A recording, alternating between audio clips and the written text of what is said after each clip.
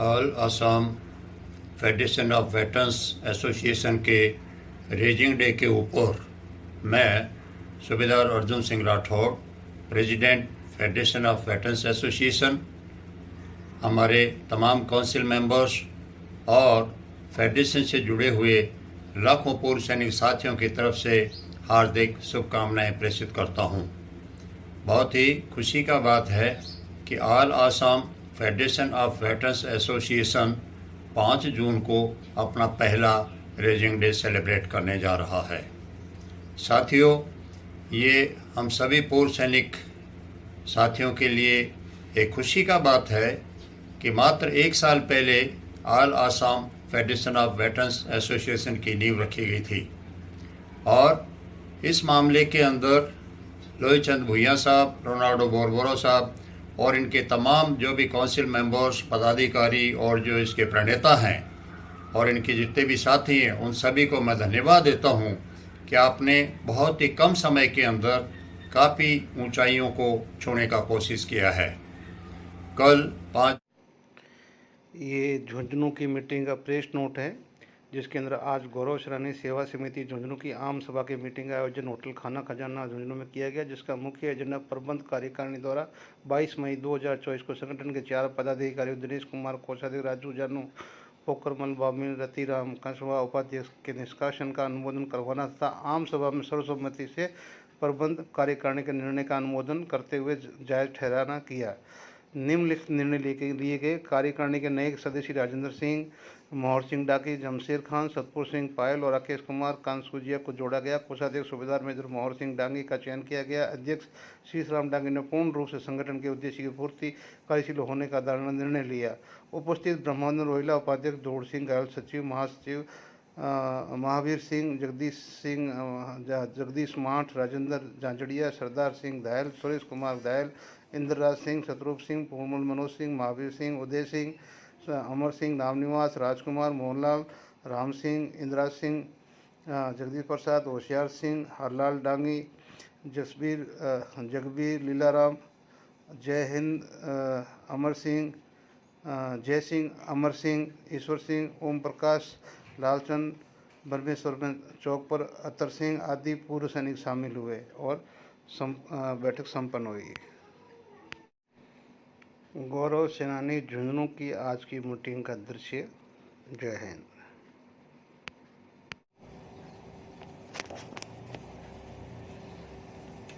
जय हिंद साथियों, मैं आपका साथी वेटरन ओम प्रकाश जैसलमेर से।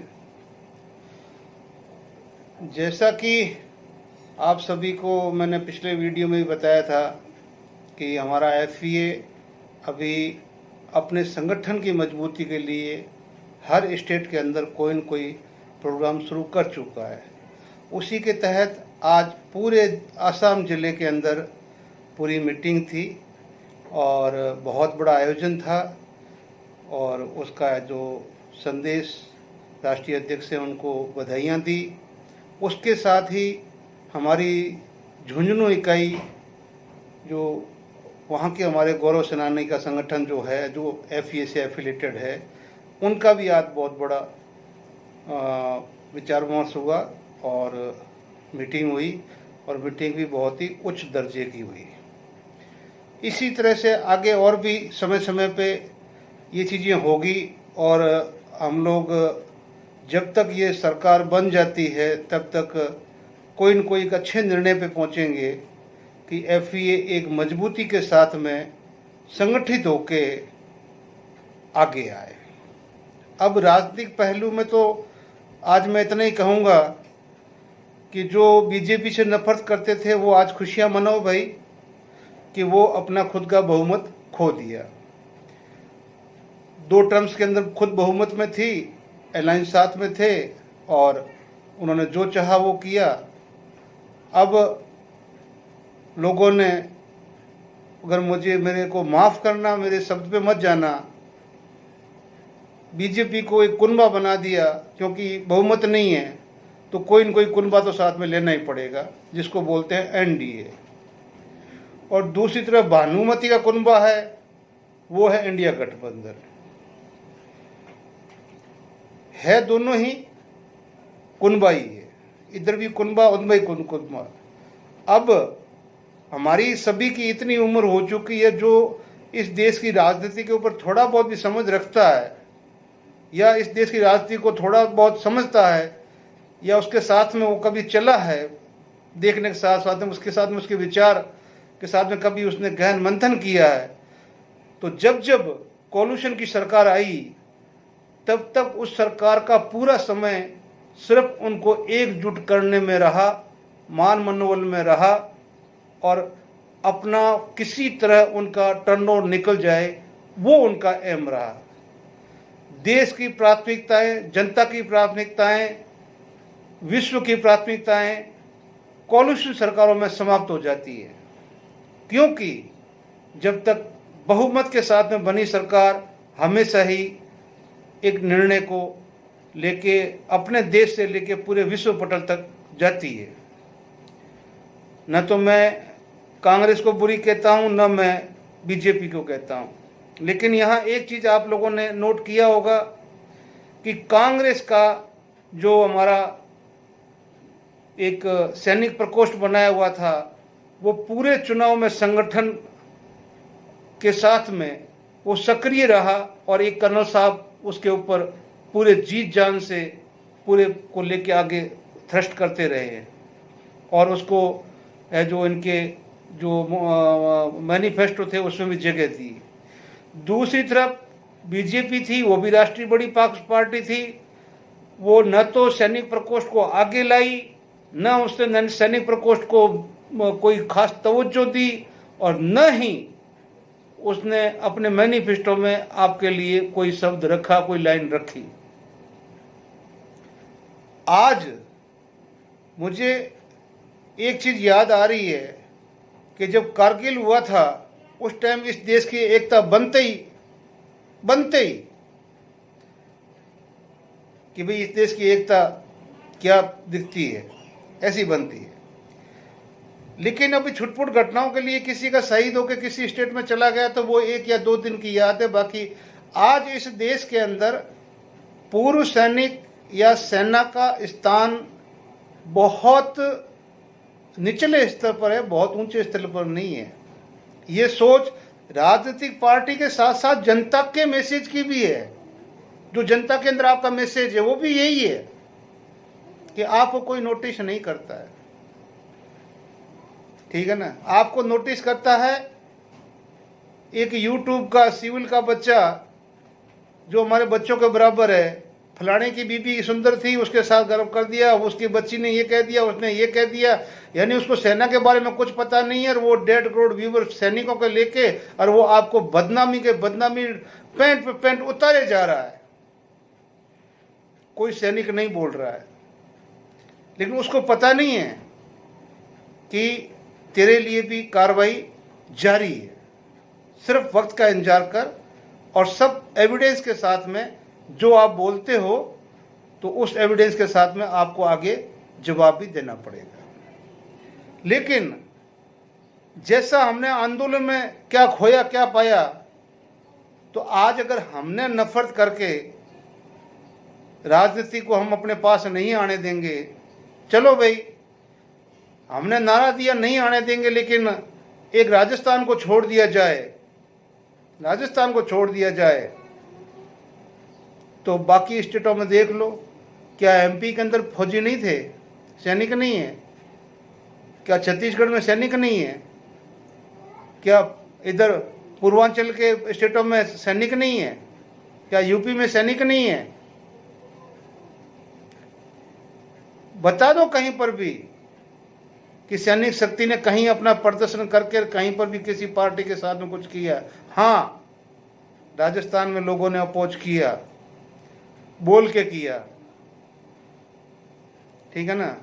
जैसे पहले था कि वसुंधरा तेरे से खैर नहीं, मोदी तेरी खैर नहीं, मोदी तेरे से वैर नहीं।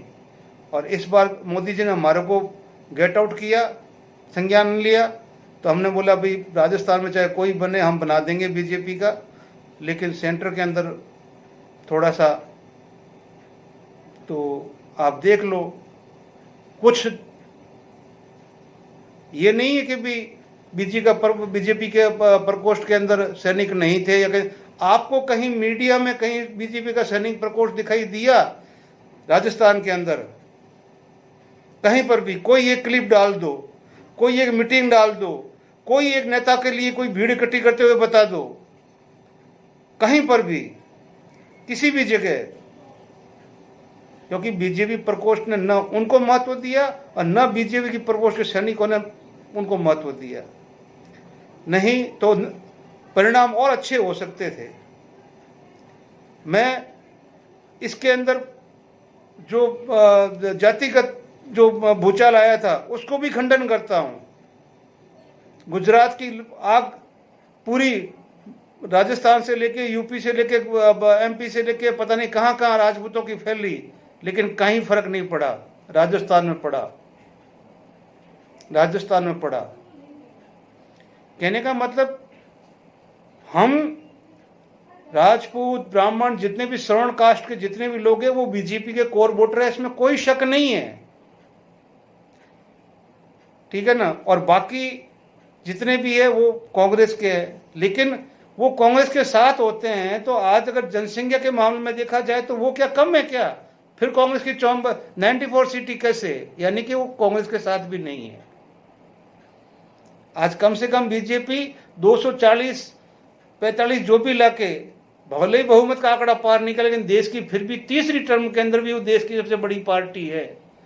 लेकिन अब दुख इस बात का है कि जो बड़ी बड़ी डिंके हाँकते थे, ठीक है ना, अब आप 5 साल में अपना जो एक रैंकिंग पेंशन ले लेना, आराम से ले लेना, नोट गिन लेना, जो कुछ कर लेना, सब कुछ कर लेना। क्योंकि इस सरकार का मुखिया अभी इस टर्म में चाहे इंडिया गठबंधन का बने चाहे एनडीए का बने, उसको सिर्फ यहाँ नकेल के अंदर रस्सियां बांध के पीछे खींचने वाले बैठ जाएंगे जो उसको पीएम बनाएंगे।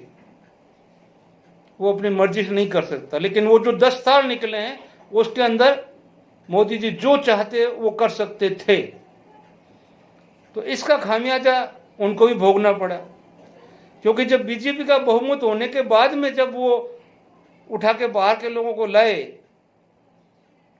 बाहर के लोगों को वॉशिंग मशीन से, अगर उन सभी बंदों को 5 साल के लिए वो आरएसएस में भेज देते कि जाओ पहले आरएसएस की 5 साल की ट्रेनिंग करके वापस आओ फिर बीजेपी का टिकट मिल जाएगा, तो माहौल कुछ और होता है। नहीं तो जैसी संगत वैसी रंगत, जैसे वो जैसे आए थे वैसे उन्होंने अपना कर दिखाया और आपकी टांग खींच के आपको नीचे ले, आपके अंदर आके, आपके अंदर घुस के और आपको तोड़ के आपको नीचे ले आए।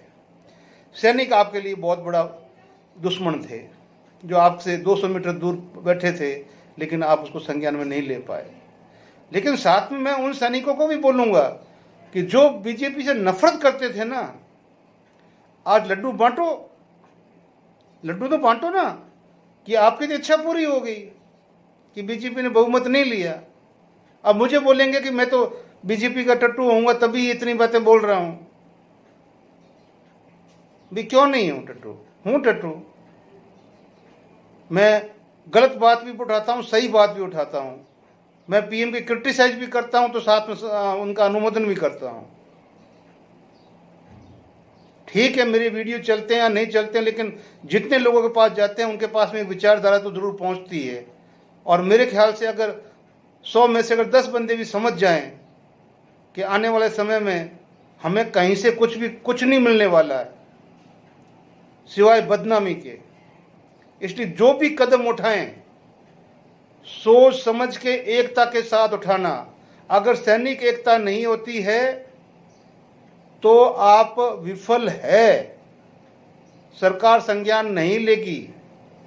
और मैं पहले से ही बोल रहा हूं कि आपके तो सारे की फैक्टर जो आपके फाइनेंस के हैं वो सारे कोर्ट में पड़े हुए हैं। चाहे कॉल्यूशन की सरकारें किसी की भी आए, वो आपको संज्ञान में नहीं लेने वाली जब तक वो क्लियर नहीं होंगे। और या फिर आपके जो सिविल प्रकोष्ठ के या जो रनिंग आर्मी के जो अहदेदार बैठे हैं वो इस चीज़ से सहमत हो जाए कि जैसा भी पे कमीशन आएगा या जो भी फैक्टर आएगा हम एक्सेप्ट करते हैं, तो हो सकता है कि 2026 में आपको कुछ बढ़ोतरी मिल जाए।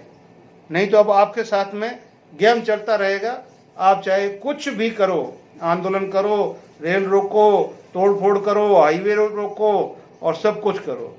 अब आप खुले हो बिल्कुल ही। अब आपके मोदी जी दुश्मन नहीं है, ना आप मोदी जी के दुश्मन हो। मोदी जी आपकी तरफ से फ्री, आप मोदी जी की तरफ से फ्री हो। क्यों कि अब मोदी जी भी पीएम बनेंगे भी तो मोदी जी के नाक के अंदर भी यहां से कुछ रस्सियां निकलेगी जो पीछे खींचती रहेगी। ठीक है ना, उनकी भी लैंग्वेज में चेंज हो जाएगा। और फिर क्या पता, अभी तो पता नहीं, बहुत बड़ी चल रही है। तो खैर एनी हाउ, कुल मिला के जो इस बार का चुनाव हुआ लोकतंत्र का, न वो सैनिकों के हित में, न देश की जनता के हित में, न देश के किसान के हित में, न देश के विद्यार्थी के हित में, किसी के भी हित में नहीं कि आपने एक ऐसी खिचड़ी पका के पार्लियामेंट में भेज दी है जो उसमें कोई भी चम्मच डालने के लिए तैयार नहीं है। और अगर हिम्मत करेगा तो मुझे लगता है कि मोदी ही करेगा। और बाकी अगर इंडिया कर भी लेगा तो क्या आपको वीपी सिंह की, देवगौड़ा जी की, चंद्रशेखर की वो सारी गवर्नमेंटें याद नहीं है